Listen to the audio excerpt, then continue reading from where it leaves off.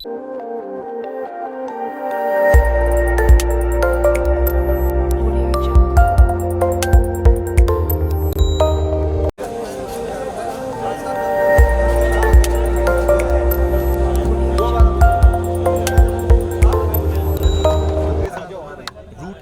से इलाहाबाद और नोटबंदी के बदले हालात। आज हमारे साथ बात करने के लिए हैं उत्तर प्रदेश की राजनीति में प्रदेश अध्यक्ष की बागडोर संभालने वाले केशव प्रसाद मौर्य जी। मौर्य जी, आपका बहुत बहुत स्वागत है। अध्यक्ष जी, जिस हिसाब से नोटबंदी के बाद के हालात पैदा हुए, क्या उम्मीदें रख रहे हैं पार्टी से उत्तर प्रदेश विधानसभा चुनावों को लेकर? देखिए, भारतीय जनता पार्टी की उम्मीदें नोटबंदी के कारण भी और केंद्र में हमारी सरकार के द्वारा लगातार गांव के लिए, गरीब के लिए, किसान के लिए काम करने के कारण भी, और देश की जनता को, प्रदेश की जनता को मोदी जी पर ज़बरदस्त विश्वास है। और नोटबंदी से तो मैं यह मानता हूं कि जिन लोगों ने नोटबंदी का विरोध किया है उन्होंने भ्रष्टाचार का, काले धन का समर्थन किया है एक तरह से, और उनको इसकी सज़ा जो जनता 2017 के चुनाव में ठीक प्रकार से देगी जब भारतीय जनता पार्टी का यूपी के अंदर कमल खिलेगा। और मैं मानता हूँ कि नोटबंदी से यह जो फैसला माननीय प्रधानमंत्री जी के द्वारा लिया गया था वो देश हित में, गरीब हित में एक ऐसा राष्ट्रीय महायज्ञ था जिसमें चाहे विपक्ष के लोग होते, सबको उसमें साथ देना चाहिए था। लेकिन ओछी राजनीति के कारण, चाहे सपा हो, चाहे बसपा हो, चाहे कांग्रेस हो, इन लोगों ने विरोध करने का जो काम किया है, जनता इनके विरोध से बहुत नाराज है और इसकी सज़ा जनता इनको देगी। अध्यक्ष जी, लोकतंत्र में पारदर्शिता पहली कसौटी होती है, ऐसा माना जाता है। तो क्या आपको नहीं लगता है कि उत्तर प्रदेश विधानसभा चुनाव में भारतीय जनता पार्टी पारदर्शिता की कसौटी को पार करती, अगर वो मुख्यमंत्री उम्मीदवार के साथ लोगों के बीच में जाती, उनको पसंद का मौका देती? देखिए, भारतीय जनता पार्टी उत्तर प्रदेश के अंदर कांग्रेस का कोई वजूद नहीं है। सपा बसपा या दो ऐसी पार्टियां हैं जो पिछले लगभग 14 वर्षों से कभी सपा कभी बसपा ऐसा शासन कर रहे हैं और उत्तर प्रदेश का बहुत नुकसान करने का काम किया है। लेकिन यह जो दोनों दल हैं, इनके राजनीति का एक बहुत सीमित क्षेत्र है जिसमें कोई एक परिवार की पार्टी है तो कोई एक व्यक्ति की पार्टी है। लेकिन भारतीय जनता पार्टी कार्यकर्तावादी पार्टी है, विश्व की सबसे बड़ी पार्टी है, प्रदेश की सबसे बड़ी पार्टी है। अगर 2014 में विधानसभा चुनाव हो गए होते तो आज न सपा का पता होता न बसपा का पता होता। लेकिन सपा बसपा में अगर मुख्यमंत्री पद का कोई कैंडिडेट है तो वो कोई बड़ा महत्व नहीं रखता, क्योंकि उसमें एक सब बसपा में एक व्यक्ति के नाते चेहरा है और सपा में एक परिवार के नाते है।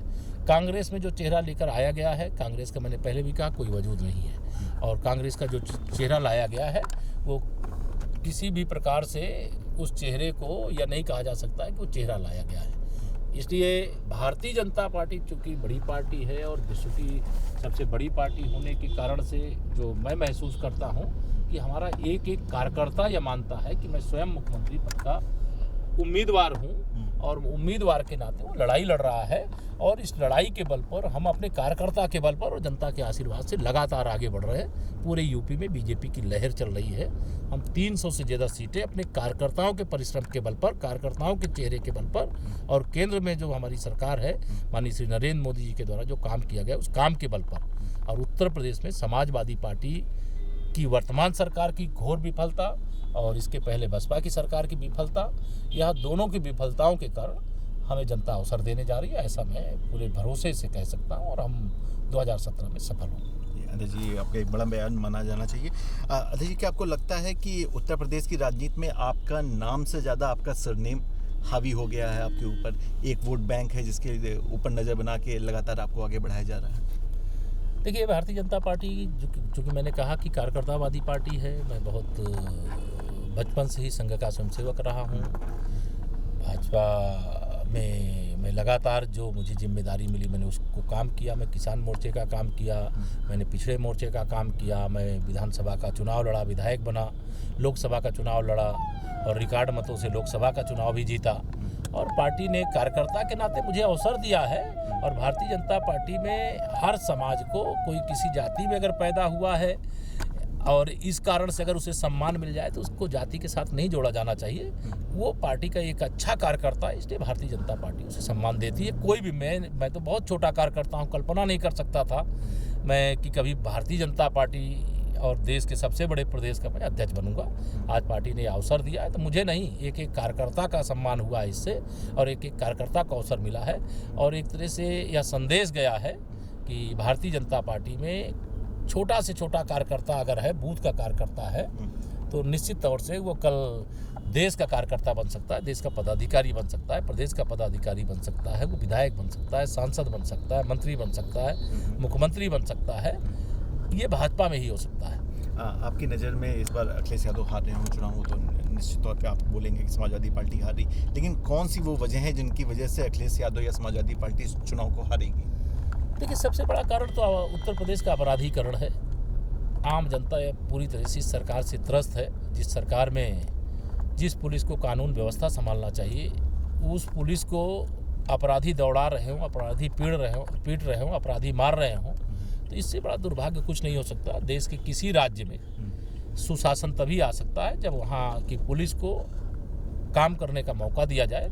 लेकिन उत्तर प्रदेश में इस बात पर कोई विचार, चाहे अखिलेश जी की सरकार हो चाहे मायावती जी की सरकार हो, इसका कोई आधार नहीं मानते कि वो अच्छा काम करता है कि नहीं करता है, बल्कि वह उनके दल को कितना समर्थन करता है, कितना दल को ऊपर उठाने का काम करता है, इसके आधार पर हस्तांतरण किए जाते हैं, पोस्टिंग की जाती है और हस्तांतरण को एक उद्योग के रूप में चलाया जाता है। भारतीय जनता पार्टी की सरकार आएगी तो अच्छे जो ईमानदार अफसर हैं उनको भी तैनाती मिलेगी, जो अच्छे थानेदार उनको थानेदारी करने का मौका मिलेगा, और कानून व्यवस्था दुरुस्त करके हम सुशासन उत्तर प्रदेश में देने का काम करेंगे। अध्यक्ष जी, रीता बहुगुणा जोशी, ब्रजेश पाठक, स्वामी प्रसाद मौर्य किस जगह पे फिट होंगे इस बार उत्तर प्रदेश विधानसभा चुनाव में?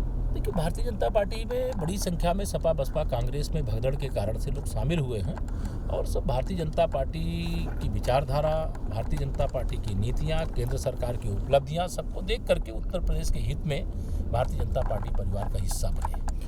लेकिन वो कहाँ फिट होंगे यह कोई कहने का विषय नहीं है। वो कार्यकर्ता के रूप में सक्रिय भूमिका अपनी अदा कर रहे हैं। पार्टी को जहाँ आवश्यकता लगेगी वहाँ उनका उपयोग करेंगे। ओपिनियन पोल का दौर है, सर्वेक्षणों का दौर है, लगातार लोग कयासबाजी कर रहे हैं, तो एक ओपिनियन पोल आपकी साइड से भी अगर हो जाए तो सपा, भाजपा, बसपा में और कांग्रेस में जीत का क्रम क्या रहेगा?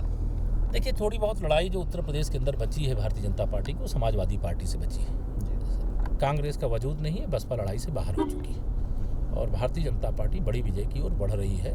और मैं पूरे विश्वास से आज यहाँ पर कह रहा हूँ आपको कि जिस दिन वोटों की गिनती होगी, आप देखिएगा मेरे कार्यकर्ता का पसीना और जनता का आशीर्वाद, मैं 300 से अधिक कमल खिला करके भारतीय जनता पार्टी को उत्तर प्रदेश में विधानसभा में 2/3 बहुमत के साथ पहुंचा हुआ देखूँ। अध्यक्ष जी, हम लोग सुबह से आज आपको फॉलो कर रहे हैं, आपकी लगातार ऊर्जा बनी हुई है, चेहरे पे आपकी मुस्कान बनी हुई, आप लोगों से मिल रहे हैं, तो एक छोटे से कार्यकर्ता के तौर पे इतनी बड़ी कामयाबी तक पहुंचना, बेहतर से बेहतरीन होना, हमारे युवा दर्शकों के लिए क्या संदेश देना चाहेंगे आप? देखिए, मैं सभी युवा दर्शकों को यही आह्वान करना चाहूँगा, अपील करना चाहूँगा कि उत्तर प्रदेश संपूर्ण संभावनाओं से भरा हुआ राज्य है। अगर देश के अंदर कोई भी प्रदेश आज प्रगति के पथ पर हैं और आगे बढ़े हैं तो उत्तर प्रदेश के युवाओं का, उत्तर प्रदेश की प्रतिभाओं का उसमें सबसे अधिक योगदान है। और मैं कहना चाहता हूँ अपनी प्रदेश के युवाओं से विशेष तौर से कि अगर मोदी जी के नेतृत्व में देश दुनिया में नंबर 1 की ओर अग्रसर है तो उत्तर प्रदेश में भाजपा की जिस दिन सरकार बनेगी, उत्तर प्रदेश देश में नंबर 1 होगा। और जो हमारी प्रतिभाएं हैं, जिनके अंदर जहाँ हमारे पास श्रम की शक्ति बड़ी ज़बरदस्त है, वहीं प्रतिभाओं की कमी नहीं है। मेरी प्रतिभाएं इतनी सामर्थ्यवान हैं कि उत्तर प्रदेश से आज लोगों को, किसी को दिल्ली, किसी को मुंबई, किसी को बंगलौर, किसी को चेन्नई रोज़गार की तलाश में जाना पड़ता है। मैं भर्तियाँ जो उत्तर प्रदेश में हो रही उसमें भ्रष्टाचार होता है, इसलिए वो कुंठित होकर के पलायन करते हैं। मैं उत्तर प्रदेश के युवाओं को यही आह्वान करूँगा कि 2014 में मोदी जी के नेतृत्व में जो सफलता मिली है उसमें युवाओं का सबसे बड़ा योगदान है। 2017 में जो सफलता मिलेगी उसमें युवाओं का सबसे बड़ा योगदान रहने वाला है। और 2019 में जब मोदी जी को फिर से पीएम बनाने का अवसर आएगा उसमें भी युवाओं का सबसे बड़ा योगदान होगा, ऐसा मैं विश्वास पूरी तरह से दर्शाता हुआ। और युवाओं के उज्जवल भविष्य के लिए न भर्तियों में बेईमानी होगी, न भर्तियों में भ्रष्टाचार होगा, न जातिवाद होगा, न परिवारवाद होगा, न क्षेत्रवाद होगा। केवल उत्तर प्रदेश में अब विकासवाद होगा, राष्ट्रवाद होगा। गरीबी मुक्त उत्तर प्रदेश बने, बीमारी मुक्त उत्तर प्रदेश बने, अशिक्षा से मुक्त उत्तर प्रदेश बने और मेरा उत्तर प्रदेश देश का नंबर 1 राज्य बने। यही लक्ष्य लेकर के मैं भी प्रयास कर रहा हूँ और युवाओं से इसके लिए सहयोग मांगता हूँ। अध्यक्ष जी, आप लगातार कार्यकर्ताओं को प्रभावित कर रहे हैं। मैं उम्मीद करता हूं कि आप उसे आगे प्रेरित भी करें। भारतीय जनता पार्टी ने आपके अंदर उम्मीद देखा है। मैं इसमें आपका बहुत बहुत धन्यवाद। धन्यवाद रुद्र जी, बहुत बहुत धन्यवाद।